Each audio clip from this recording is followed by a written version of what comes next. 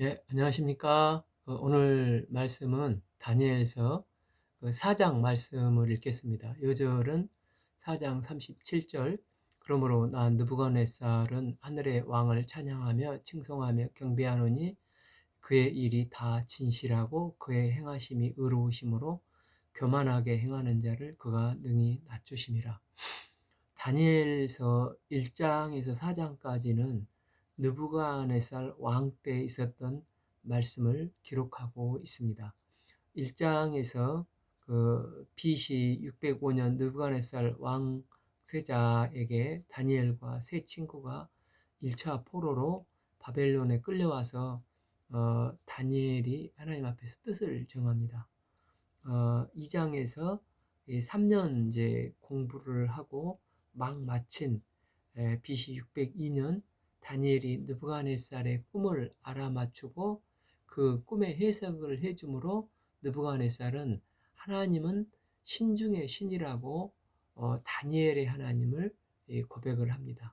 3장에서 이제 BC 586년 이제 예루살렘이 멸망하고 느부갓네살이 이제 그 인도와 이디오피까지 정복을 함으로 교만이 극에 달해서 자기 신상을 만들고 모든 백성들은 다 절하라고 했는데 그 신상에 절하지 않는 다니엘의 세 친구들은 신앙의 지조를 지키다가 풀무불 속에 들어가게 되는 위기를 맞았지만 그 안에서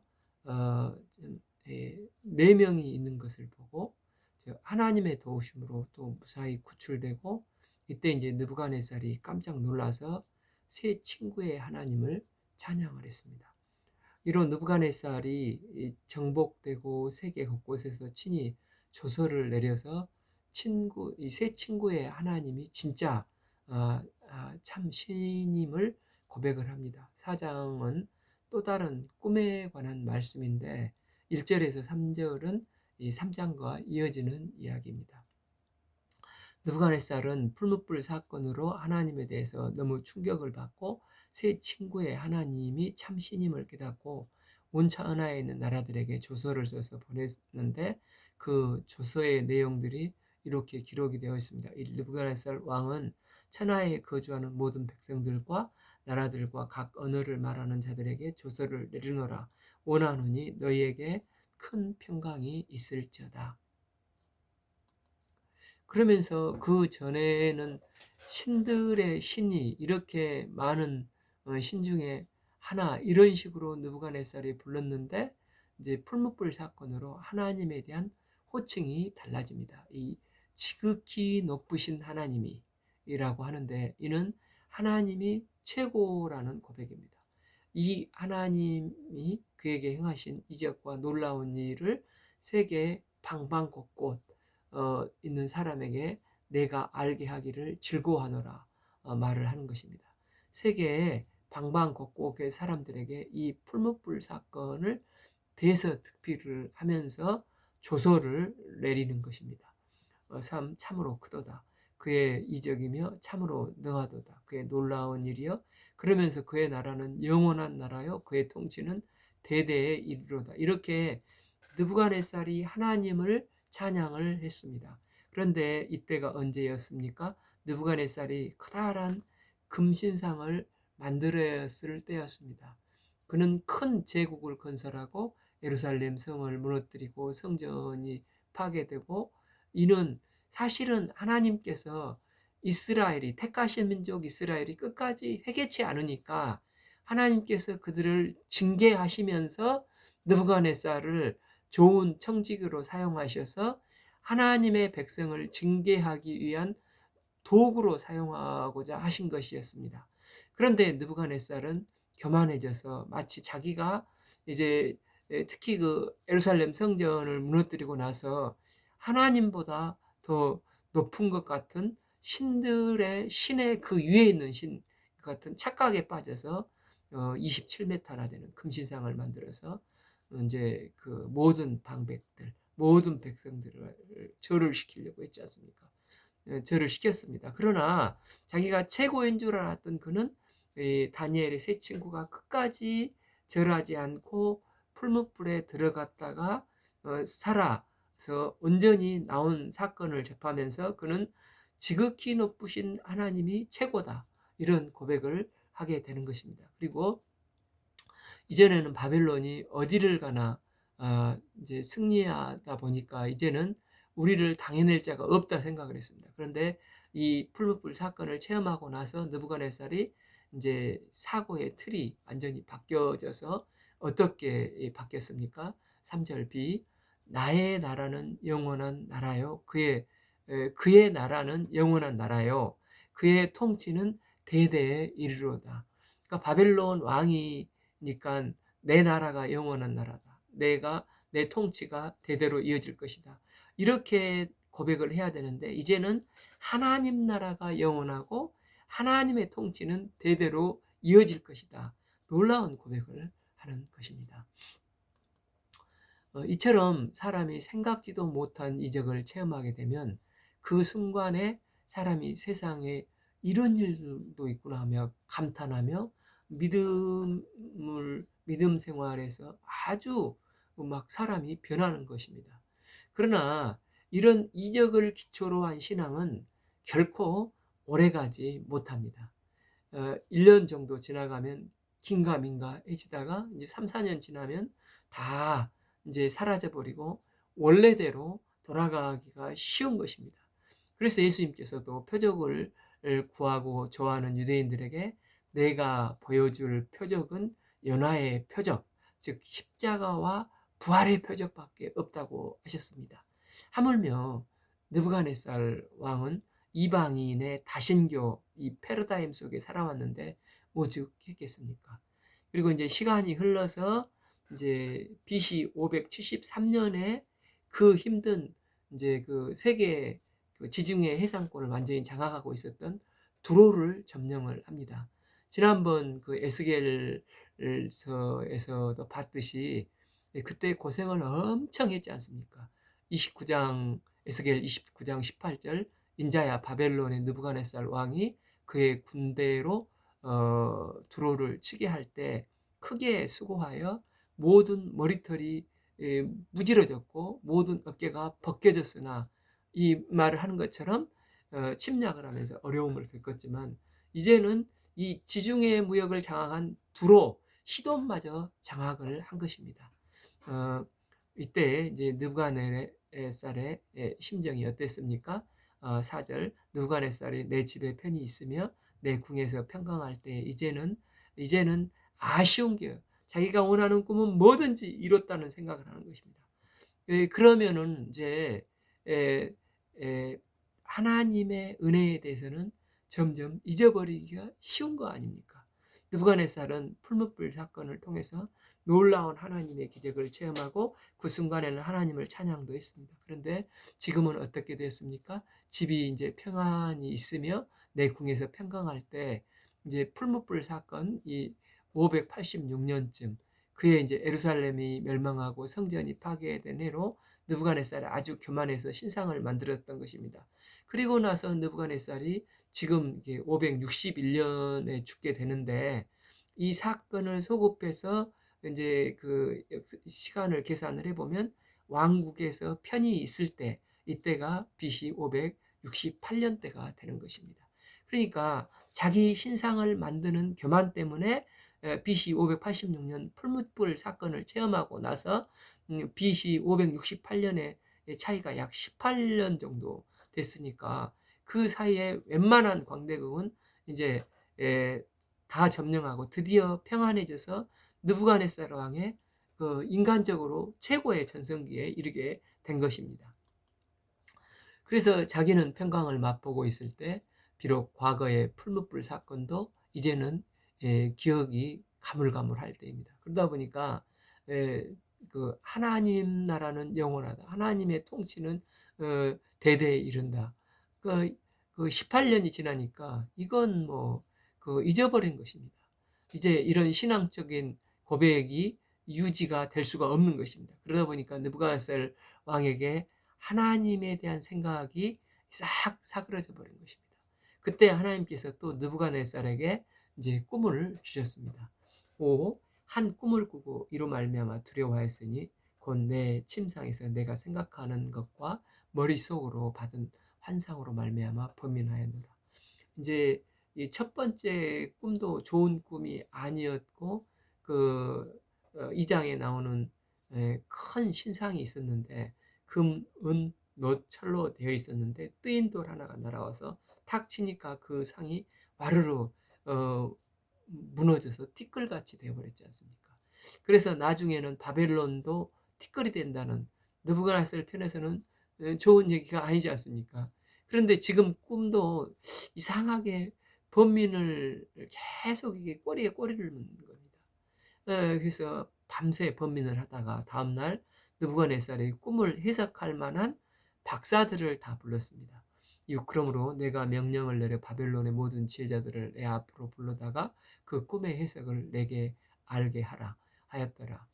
7. 그때 박수가 술객과 갈대아 술사 점쟁이가 들어왔으므로 내가 그 꿈을 그들에게 말하였으나 그들이 그 해석을 내게 알려주지 못하였느니라.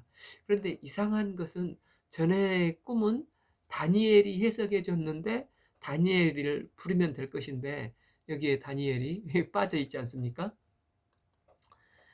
다니엘을 안 부르고 박수 술객들 등 이상한 사람들을 부른 것은 이전에 다니엘을 불러서 꿈 해몽을 해줬는데 이게 그 망한다는 꿈, 또 자기가 망한다는 이야기 아닙니까?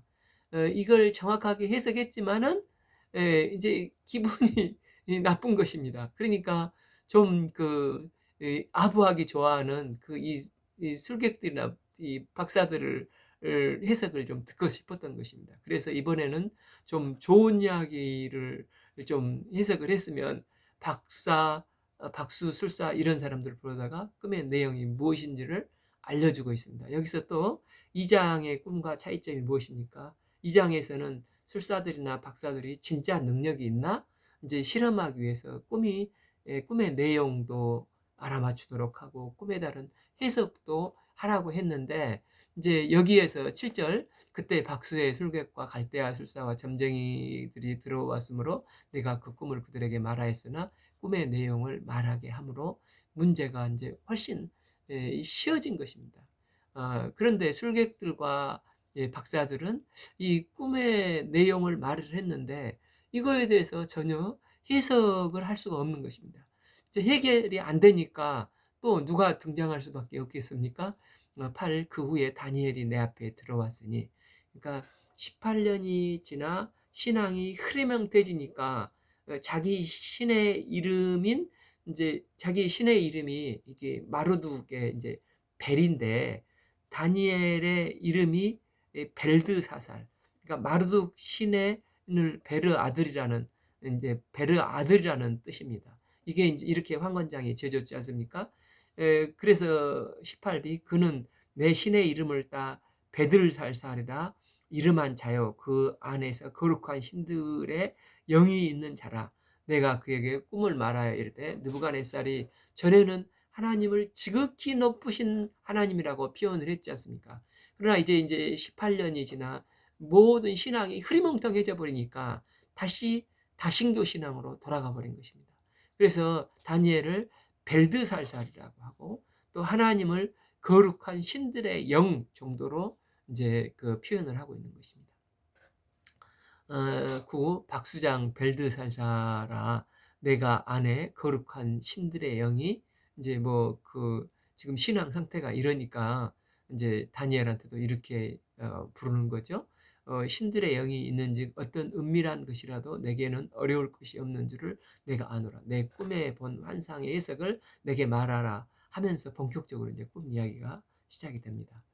10. 내가 침상에서 나의 머릿속으로 받은 환상이 이러하니라. 내가 본즉 땅의 중앙에 한 나무가 있는 것을 보았는데 높이가 높더니 11. 그 나무가 자라서 견고해지고 그 높이는 하늘을 닿았으니 그 모양이 지평선 땅끝에서도 그 큰 나무가 이게 보이는 것입니다. 12. 그 잎사귀는 아름답고 그 열매는 많아서 만민이 먹을 것이 될 만하고 모든 짐승들이 그늘에 있으며 공중에 나는 온갖 새는 그 가지에 깃들고 육체를 가진 모든 것이 거기에서 먹을 것을 얻을 정도로 풍성한 나무가 되었다는 것입니다. 그런데 갑자기 이상한 것이 큰 나무에 순찰자가 나오는 것입니다. 13. 내가 침상의 머릿속으로 받은 환상 가운데 또 본즉 한 순찰자가 거룩한 자가 하늘에서 내려왔는데 그 나무를 향하여 버럭 소리를 지르는 것입니다. 14. 그가 소리질러 이처럼 이르기를 커다란 그 나무를 베어라. 그 가지를 자르라. 그 잎사귀를 떨구어라. 그리고 그 열매를 해쳐라. 짐승들을 그 나무 아래서 다 떠나게 쫓아내라 하고 새들도 그 가지에서 쫓아내라 하는 것입니다. 15. 그러나 그 뿌리의 구루터기를 땅에 남겨두어라. 그리고 새와 노줄로 동여매라. 그리고 그것을 들풀 가운데 두어라. 그리고 또 그것이 하늘 이슬에 젖고 땅의 풀 가운데에서 짐승과 더불어 제 몫을 얻으리라. 즉 들판에 외롭게 덩그러니 있게 하라는 것입니다. 16도 그 마음은 변하여 사람의 마음 같지 아니하고 짐승의 마음을 받아 7대를 지내리라. 17 이는 순찰자들의 명령대로요 거룩한 자들의 말대로니 지극히 높으신 이가 사람의 나라를 다스리며 자기의 뜻대로 그것을 누구에게든지 주시며 또 지극히 천한 자를 그 위에 세우는 줄을 사람들이 알게 하려 함이니라 하였더라. 이렇게 하면서 이제 어, 이상한 이제 꿈을 꿨는데 다니엘아 이게 도대체 무슨 꿈이냐 이렇게 말을 하는 것입니다. 18. 나 느부갓네살 왕이 이 꿈을 꾸었으니 너 베들살사라 그 해석을 밝히 말하라. 내 나라 모든 지혜자가 능히 내게 해석을 알지 못하였으나 오직 너는 능히 하리라. 이는 거룩한 신들의 영이 내 안에 있음이라. 이렇게 다니엘에게 이제 느부갓네살이 꿈 이야기를 쫙 장황하게 해주니까 이게 무슨 꿈이고 무슨 내용인지 다니엘은 듣고 딱 알았습니다. 이게 느부갓네살에게는 결코 좋은 이야기가 아니다 보니까 다니엘이 이 꿈 해석하기가 굉장히 난처해진 것입니다. 19 베들살사이라 이름한 다니엘이 한동안 놀라며 마음으로 번민하는지라 왕이 그들에게 말하되 이르기를 그에게 말하여 이르기를 베들살사라 너는 이 꿈의 해석으로 말미암아 번민할 것이 아니니라. 다니엘이 야 이걸 왕에게 해석을 말해야 하는데 이 걱정이 되는 것입니다. 좋은 소식을 전해줄 때는 좋지만 나쁜 소식을 전하기가 쉽지가 않는데 지금 다니엘도 이런 상황입니다. 도대체 꿈의 내용이 어떻길래 다니엘이 이토록 번민을 하는 걸까요? 19b 베드살살이 대답하여 이르되 주여 그 꿈은 왕을 미워하는 자에게 응하며 그 해석은 왕의 대적에게 응하기를 원하나이다. 즉 꿈의 내용이 나쁜 내용이기 때문에 왕에게 일어나지 말고 왕의 원수들에게 일어났으면 좋겠다 하면서 꿈이 좋지 않는 꿈이라는 것을 이제 강조하면서 다니엘이 꿈의 내용을 해석하기 시작을 하는 것입니다. 20 왕께서 보신 그 나무가 자라서 견고해지고 그 높이는 하늘에 닿았으니 땅끝에서 보이겠고 하는데 도대체 이 나무가 무엇입니까? 이 나무는 21절 그 잎사귀는 아름답고 그 열매를 많아서 만민이 먹을 것이 될 만하고 들짐승은 그 아래에 살며 공중에 나는 새가 그 가지에 깃들었나이다 하면서 다니엘은 분명히 이 나무가 누구를 상징한다고 말합니까? 22 왕이여 이 나무는 곧 왕이시라. 이는 곧 왕이 자라서 견고해지고 창대하며 하늘에 닿으시며 권세는 땅끝까지 미치미니이다. 라는 것입니다. 그런데 갑자기 23 왕이 보신즉 한 순찰자가 나타나서 버럭 소리를 질렀다고 했습니다. 아마도 이 순찰자는 하나님의 천사입니다. 천사, 즉 한 거룩한 자가 하늘에서 내려와서 명령하여 이르기를 그 나무를 베어 없애라, 가지를 잘라라 했지 않습니까? 이게 하나님은 느부갓네살이 점점 강성해지고 힘이 세지면서 또 그가 교만해지는 것입니다. 이 3장에서 금신상을 세웠다가 풀무불 사건을 통해서 잠시 겸손해졌는데 이제 18년이 지나고 나니까 또다시 이 평안의 때에 이르고 자기가 하고 싶은 것을 다 이루니까 이 느부갓네살 왕이 교만이 또 꽉 찬 것입니다. 그러니까 나무를 친다는 것은 다시 한번 교만한 느부갓네살 왕을 하나님께서 징계를 하실 거라는 것입니다. 그런데 하나님께서 그를 완전히 멸절시키지 않고 그루터기를 남긴다는 것입니다. 느부갓네살의 목숨을 빼앗지는 않는 것입니다. 23b. 그러나 그 뿌리의 그루터기를 땅에 남겨두고 새와 놋줄로 꽁꽁 동여매라는 것입니다. 보통 나무를 자르면 나무가 중간에 이거 톱을 안 댄 부분이 있으면 나무가 우지직 갈라지면서 이렇게 틈새가 생기지 않습니까? 예, 그렇게 하면은 그 틈새에 그 빗물이 들어가고 하니까 그 밑둥 위에 뭐를 덮어 놓으면서 철사줄로 조여 맨다든지 놋줄로 단단히 매는 것을 생각을 하면 되겠습니다. 지금 느부갓네살 왕이 하나님의 징계를 받아서 이제 폭삭 망하게 하시는데 하나님이 완전히 망하게 하지는 않겠다는 것입니다. 예, 어, 23시 그것을 들풀 가운데 두라. 이것이 하늘에 이슬해졌고 또 들짐승들과 더불어 제 몫을 얻으며 7대를 지내리라 하였나이다. 즉 느부갓네살이 정신병이 걸려서 거기에서 마치 짐승인 줄 알고 궁전에 있지 않고 밤만 되면 자꾸 밖으로 나가서 밤니스를 맞고 다니면서 짐승들이 뜯어먹는 풀을 뜯어먹고 여기 뭐 입에 막 풀잎을 가지고 이제 궁으로 들어오는 것입니다. 그러니까 자그마치 그렇게 보내는 것을 7년을 이런 정신병에 시달리며 오락가락 하게 될까는 것입니다. 그런데 이 큰 나무에 꿈을 꾸게 될 때가 그 BC 568년으로 보고 있습니다. 그로부터 1년 뒤에 BC 567년부터 561년까지 사이에서 이제 애굽과 느부갓네살 사이에 이제 전쟁을 다시 한번 하는데 이제 온전한 상태에서 전쟁을 하는 게 아니라 이런 정신병을 앓고 오락가락한 상태로 전쟁을 하다 보니까 이게 성경의 에스겔서에 예언된 대로 몇몇 애굽 도시들은 정복을 했지만 전체적으로 제대로 된 전쟁이 안 되고 아무 별 소득이 없이 이제 철군을 하게 되는 것입니다. 그러니까 이 느부갓네살 왕을 누가 좋아하겠습니까? 그러니까 반기지 않고 또 정신이 이제 오락가락 하니까 그러다가 이제 7년쯤 지난 다음에 정신 이상 증세가 회복이 되어서 그랬지만은 이때는 이미 지지 기반이 많이 와해되어 있는 상태였습니다. 결국 느부갓네살 왕이 역사적으로 보면 BC 561년에 죽게 되어 있습니다. 24. 왕이여 그 해석은 이러하니이다. 곧 지극히 높으신 이가 명령하신 것이 그 주 왕에게 미칠 것이니라. 25. 왕이 사람들에게 쫓겨나서 들짐승들과 함께 살며 소처럼 풀을 먹이며 하늘 이슬에 젖을 것이요 이와 같이 7대를 지낼 것이라.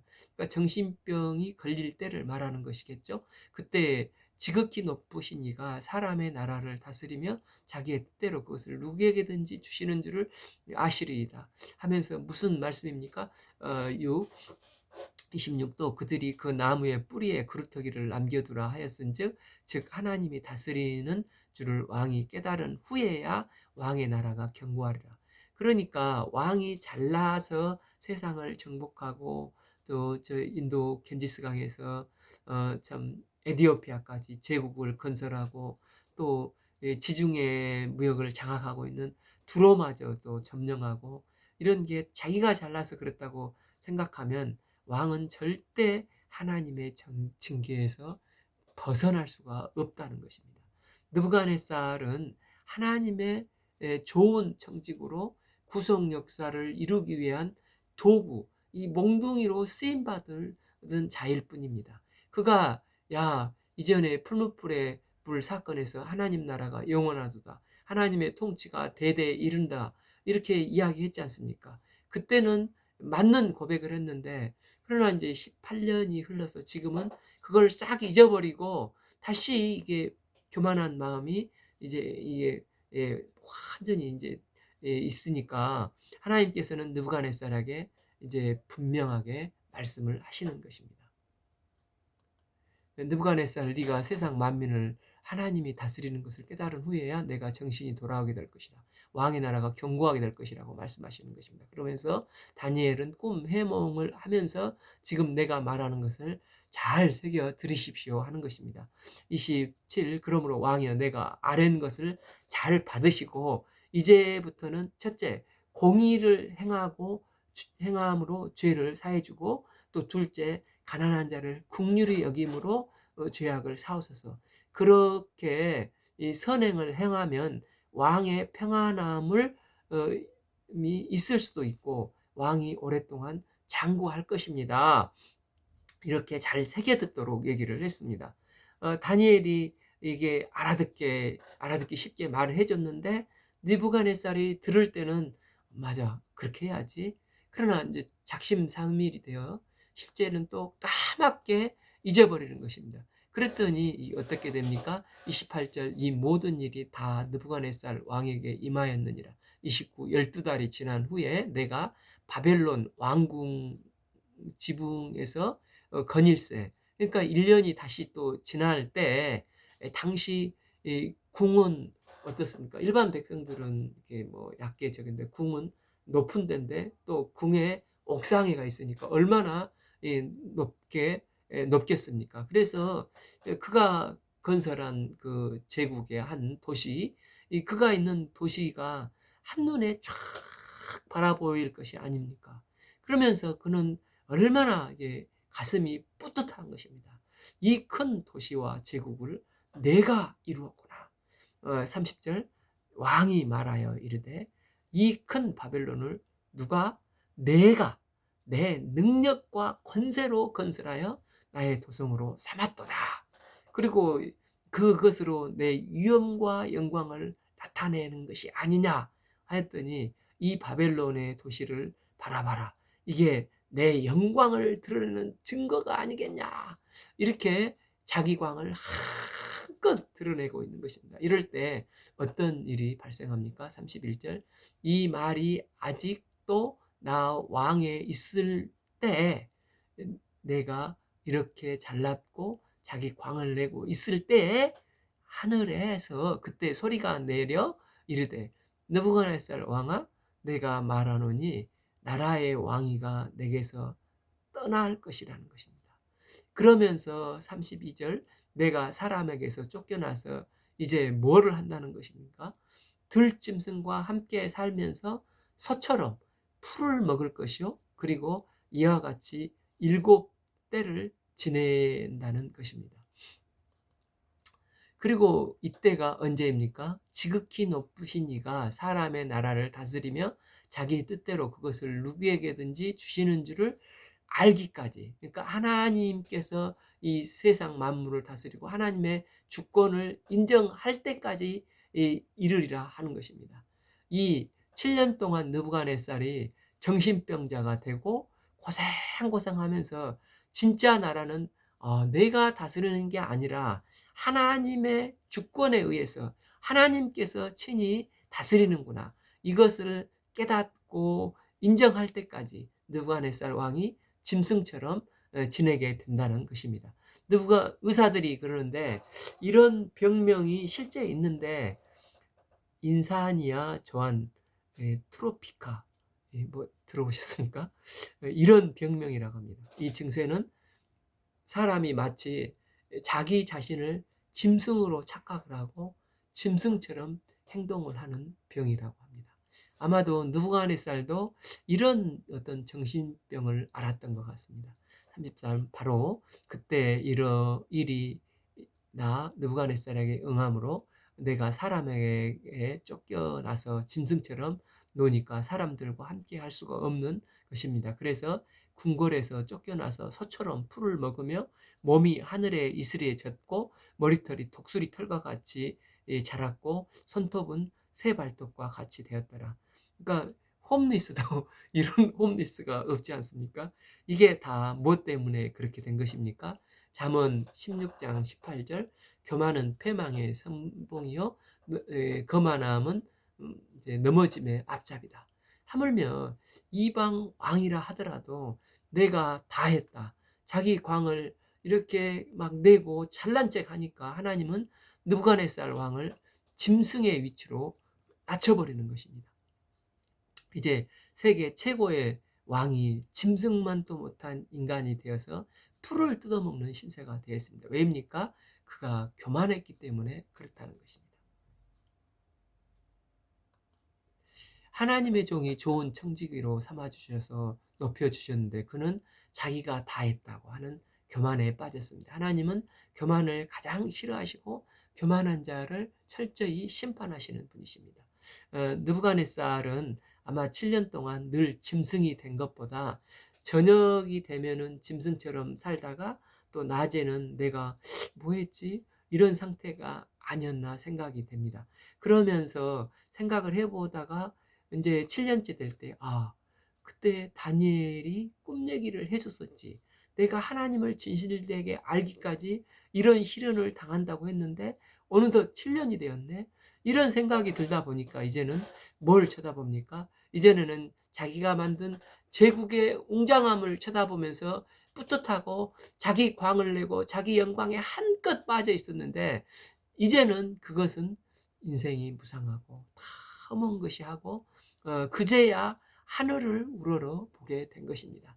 34절 그 기한이 참에 나 느부갓네살이 하늘을 우러러 보았더니 그러니까 하나님을 바라보게 된 것입니다. 하나님 내가 왕이면 무엇합니까?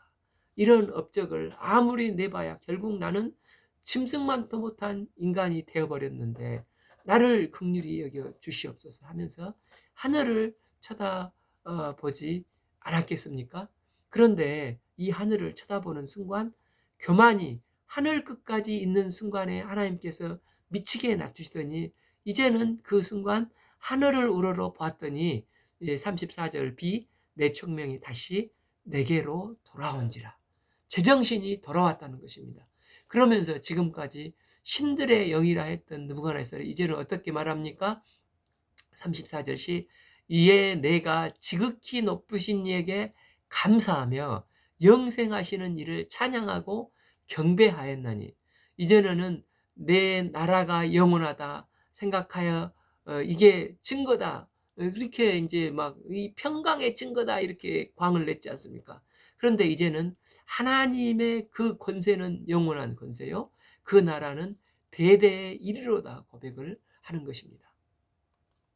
또한 그리고 이전에는 그 이 땅의 모든 거민들을 자기가 지배하고 자기가 다스린 줄 알았는데 이제는 어떻습니까? 35 땅의 모든 사람들이 없는 것 같이 여기며 하늘의 군대에게 든지 땅의 사람들에게든지 그는 자기의 뜻대로 행하시나니 그의 손을 금하시든지 혹 그 이르기를 하나님이 뭐 하는 거예요? 내가 무엇을 하느냐고 할 자가 대들 자가 아무도 이제는 없다고 고백을 합니다. 그러면서 하나님을 찬양하고 회개하고 하나님을 제대로 고백하고 하나님이다 보니까 동시에 어떤 일이 발생하게 됩니까? 36 그때 내 총명이 내게로 완전히 돌아왔고 또 내 나라의 영광에 대해서도 내 위엄과 광명이 내게 돌아왔고 또 나의 모사들과 간원들이 내게 찾아오니 내가 내 나라에서 다시 세움을 받고 또 지극한 유세가 내게 더하였더라. 즉 자기 위치를 완전히 회복하게 된 것입니다. 그러나 느부갓네살은 자기 위치를 회복하고 오래 가지 못하고 그 후 1년 있다가 BC 561년에 죽게 됩니다. 그리고 37절 그러므로 지금 나 느부갓네살은 하늘의 왕을 찬양하며 칭송하며 경배하노니 이 일이 다 진실하고 그 행하심이 의로우심으로 교만하게 행하는 자를 그가 능히 낮추심이라. 특별히 다신교인 바벨론 사람들은 주신인 마르둑의 별신을 섬기면서 바벨탑으로 유명하지 않습니까? 바벨탑을 쌓고 또 한편으로는 1월 성신을 섬기는 사람들이었습니다. 그래서 바벨론 사람들은 해, 달, 별이 신인 줄을 알고 신인 줄을 알았습니다. 그래서 이제 나중에 해, 달, 별을 순수하게 연구하던 박사들이 이제 그 큰 별이 나타나는 것을 보고 동방에서부터 아기 예수님께 그 별을 따라서 경배하러 왔던 것도 연관이 있지 않겠습니까? 어쨌든 그 당시 바벨론 사람들은 해, 달, 별을 신으로 그 하늘의 왕인 줄로 알고 있었습니다. 그런데 지금은 누가 하늘의 왕이라고 하는 것입니까? 하나님이 하늘의 왕이라는 것입니다. 어쨌든 느부갓네살은 7년간 이 극심한 정신병으로 인해서 낮아졌다가 높아지는 이야기가 이제 4장 이야기가 되는 것입니다. 그러면 우리가 여기서 이제 짚고 넘어야 할 것은 다니엘이 왜 이 4장 같은 이야기를 기록을 하고 있는 것입니까? 다니엘서 3장에서는 BC 586년에 느부갓네살이 교만해져서 금신상을 만들어 온 천하에 과시하면서 자기 광을 내고자 했습니다. 그러다가 풀무불 사건으로 잠시 겸손해졌다가 18년이 지난 후에 이제는 부의 상징이었던 두로까지 점령을 하고 바벨론 세력은 명실공히 세계 최고 당시 강력한 제국이 된 것입니다. 이런 것을 보면서 바벨론 포로로 잡혀온 사람들은 무슨 생각을 했겠습니까? 처음 몇 해는 혹시 바벨론이 망해서 고국으로 돌아가게 해주시지 않을까 일말의 기대를 했었는데 바벨론은 망하기는커녕 점점 더 강성해 가는 것입니다.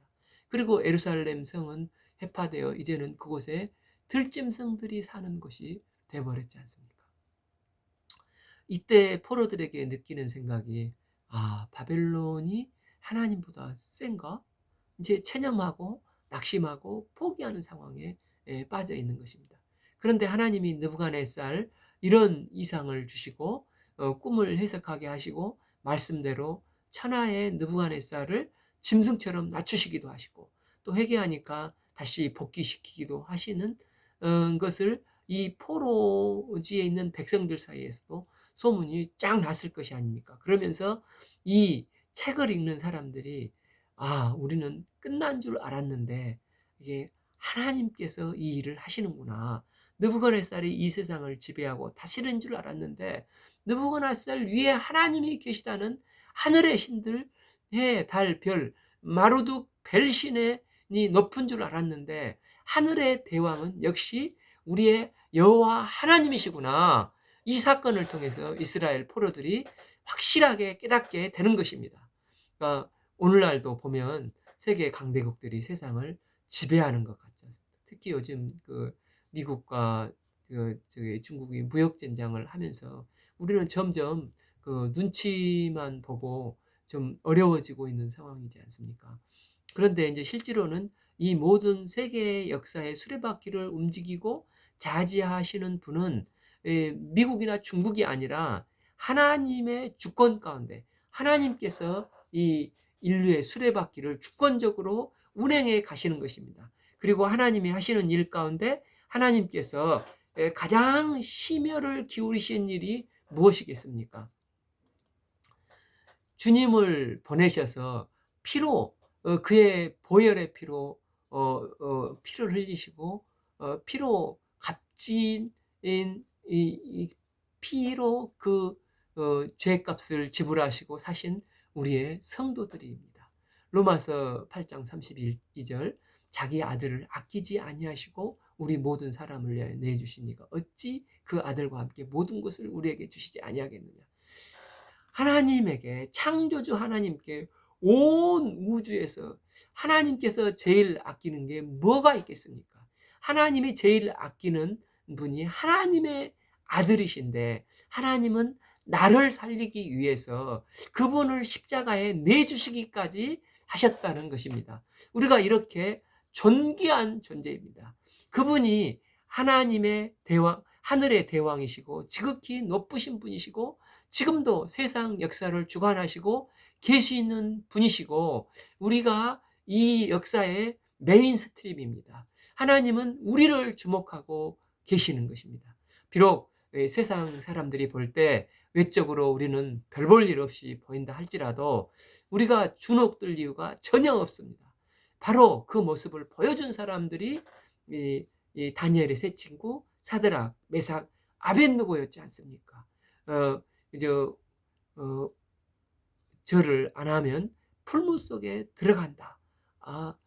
할지라도 그들은 약속의 말씀을 붙잡고 하나님의 은혜에 감격해서, 그리 아니하실지라도 하나님을 믿고 절을 하지 않았습니다.